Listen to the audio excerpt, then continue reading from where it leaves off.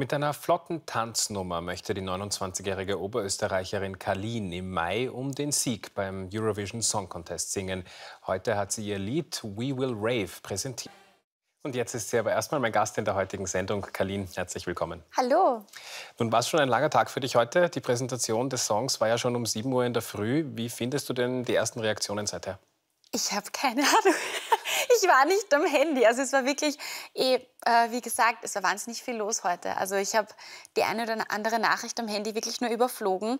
Aber so diese Masse, auf die es jetzt losgelassen wird, die habe ich noch gar nicht wirklich spüren können. Also ich bin gespannt, was da noch auf mich wartet. Also du wirst dir spät abends noch die Reaktionen dann zu Genau, Hause in Ruhe ja, also anschauen. ich merke, man bleibt da leider dabei hängen, obwohl Schlafen auch mal nicht schlecht wäre. Ja, noch führen wir aber das Gespräch. Wie viel Ja. hast du dich denn eigentlich eingebracht im gesamten Prozess? Also beim Lied, bei der Tanzchoreografie, bei der Entscheidung, die ganzen halbnackten Männer mit ins Video zu tun? Ich bin sehr viel mit dabei in der ganzen Geschichte, weil das auch ein großer Grund dafür war, dass ich da jetzt selber oben stehen möchte. Also ich möchte selber die Fäden ziehen, ich möchte entscheiden. Und so ist es eigentlich wirklich von Geburtsstunde weg bis zu jetzt und auch bis wahrscheinlich zum hoffentlich 11. Mai wird sich das so durchziehen. Jetzt habe ich mir heute ja einige deiner Interviews schon angehört und du hast da mehrmals gesagt, ich möchte das natürlich gewinnen. Ja. Die Wettmacher sehen dich momentan auf Platz 11. Was muss denn bis Mai noch passieren, damit du uns dann im Endeffekt den Titel wirklich nach Hause holst? Also ich glaube, jetzt ist es wahnsinnig früh, um sich die Wettquoten anzuschauen. Natürlich, es schmeichelt einem, es tut gut, es ist balsam für die Seele, aber es bedeutet absolut gar nichts. Das weiß ich auch durch meine Arbeit mit dem Song Contest schon. Also da gehört jetzt gefühlt alles noch dazu. Es sind noch nicht einmal alle Lieder draußen. Also harte Arbeit, die hätte ich aber so oder so vor mir gehabt und will ich auch absolut machen.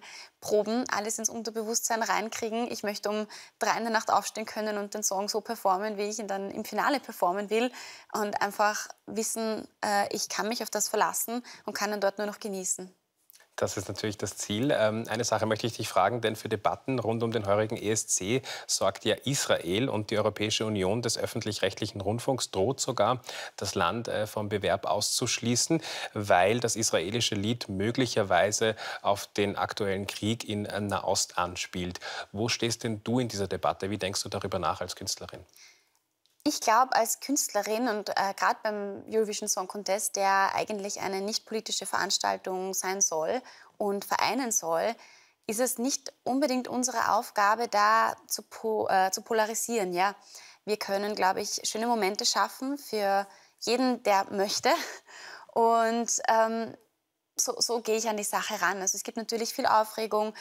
Es ist schlimm, was da alles passiert. Man ist natürlich gegen Krieg, gegen jegliche Form von Gewalt, aber dort auf der Bühne und ich glaube grundsätzlich im Fernsehen und in der Unterhaltung geht es einfach darum, schöne Momente zu schaffen und zu kreieren. Das heißt, wenn ich dich da richtig verstehe, findest du, dass die Lieder auch also überhaupt gar keinen politischen Gehalt haben sollten?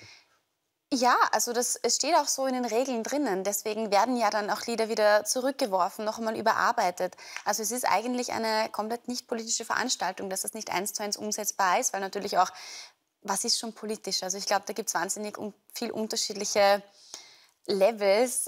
Und ja, für mich ist grundsätzlich Künstlerin zu sein, gerade in der Pop-Richtung Musik zu machen. Ich sehe das als nicht politisch und will eher, dass der Moment zählt und einfach der Spaß an der Sache. Ja, jetzt würden manche Leute meinen, politisch war der Song Contest möglicherweise ja auch mit dem Ergebnis 2022, als damals die Ukraine gewonnen hat, kurz nachdem der russische Angriffskrieg begonnen hatte. Würde dich sowas eigentlich ärgern, wenn im Endeffekt ein Song gewinnt, wo du dir denkst, okay, da steht in erster Linie jetzt nicht unbedingt die musikalische Performance im Vordergrund, sondern möglicherweise die Sympathien, die es momentan für das Land gibt?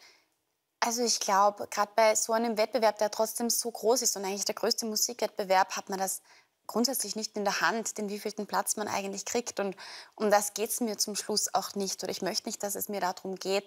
Natürlich, wir gehen dorthin, um zu gewinnen. Ich möchte dorthin fahren, um zu gewinnen. Und ich werde dort mein Bestes geben. Was zum Schluss rauskommt, ist nie in meiner Hand eigentlich. Das ist eine Teamentscheidung oder Gruppenentscheidung von der Community dort und halt von der Jury, die kann man nicht beeinflussen. Und wenn das in diese Richtung geht, ist das für mich auch total in Ordnung, weil ich möchte nicht, dass mein Erfolg nur mit dem Sieg definiert wird dort.